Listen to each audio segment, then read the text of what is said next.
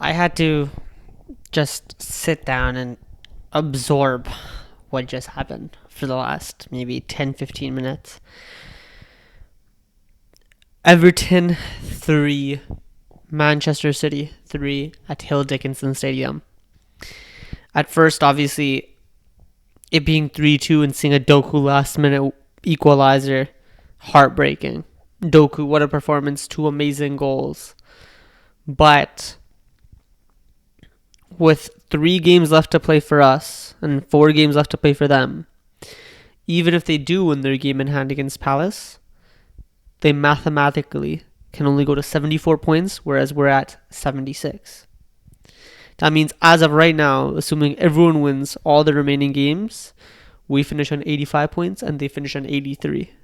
The title is officially back in our hands. And I don't want to celebrate too soon. I don't want to... Look, we've been here before. I was here in the middle of the season saying quite clearly that I thought the league was, the league was in our hands, and the league, I was proclaiming that, we were going to win the league. And I've stayed like that. If you check the pods, you check every, reaction I have, I've stayed like that. But I've never felt it so close. 3 games left. Win our final 3. And we are Premier League champions. And this is assuming City don't drop more points. Wow. It's just... it's unreal emotion. It's actually left me a little unsure of what to say because, you don't want to celebrate too early. I don't want to count my chickens before they hatch. Or count my eggs before they hatch or whatever the fuck it's called. I don't want to do that. So I don't want to celebrate already. I don't want to start, recreating memes or any of that yet. But what I will say is it's never been so close. It's never been so close.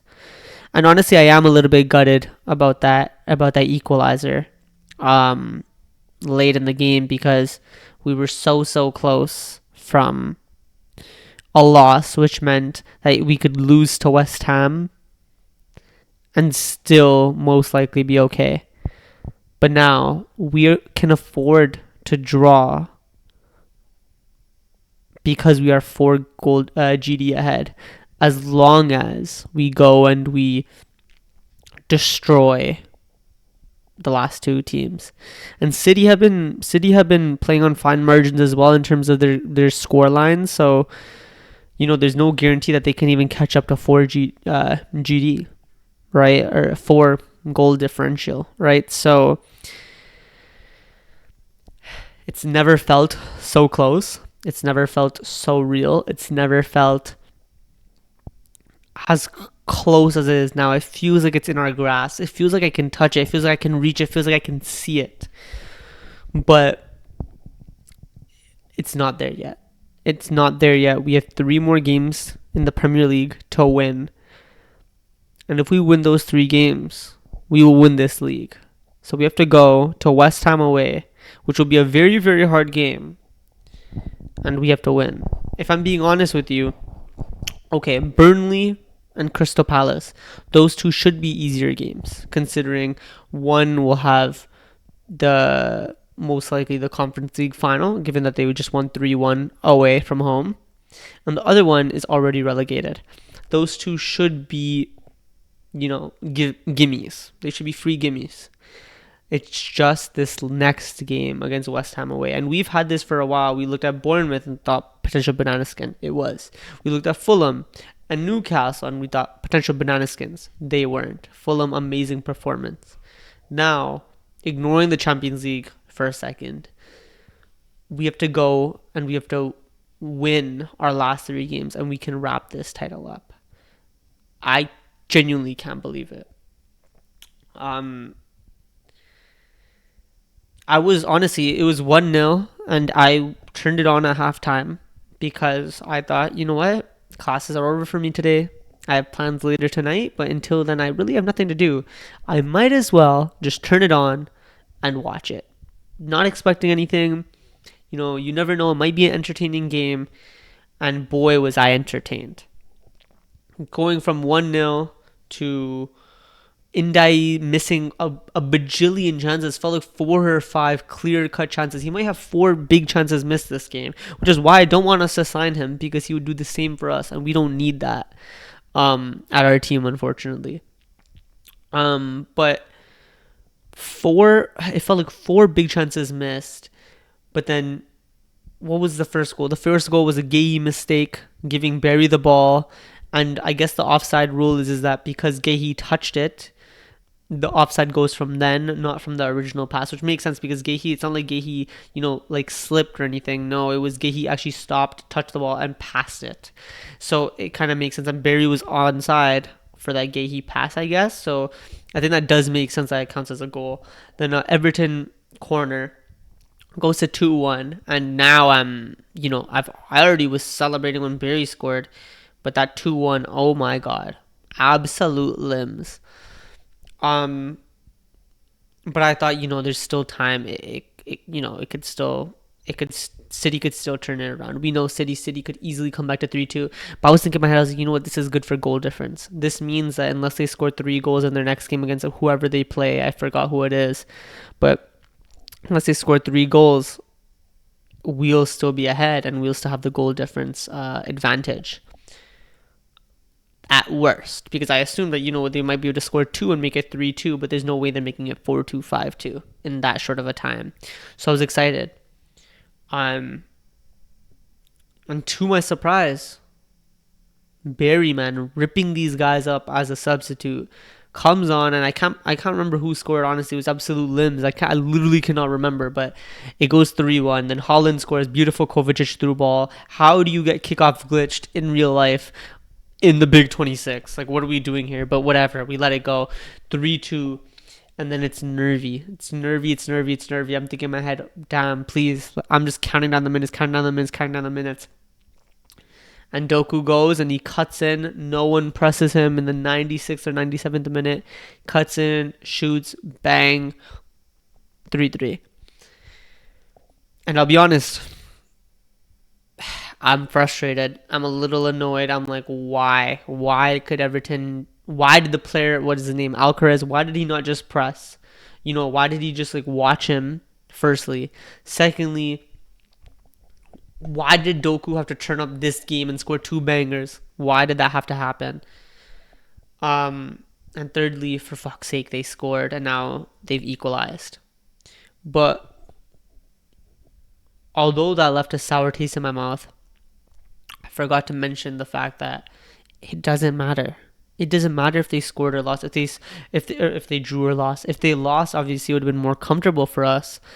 But them drawing is still a big deal. It means we can afford to slip up in one game by drawing and still probably have the advantage, because they'll have 4 games to go to make up a 4-goal difference, which means that unless they outscore us in the remaining games and just, they outscore us in the remaining games, or they batter whoever they're playing as their game in hand, I think it's Palace, 4-5-0, it means that we'll have the advantage. And as long as we win our games, even if we slip up once, as long as we win our remaining games hopefully with comfort, we can slip up. That draw obviously makes it less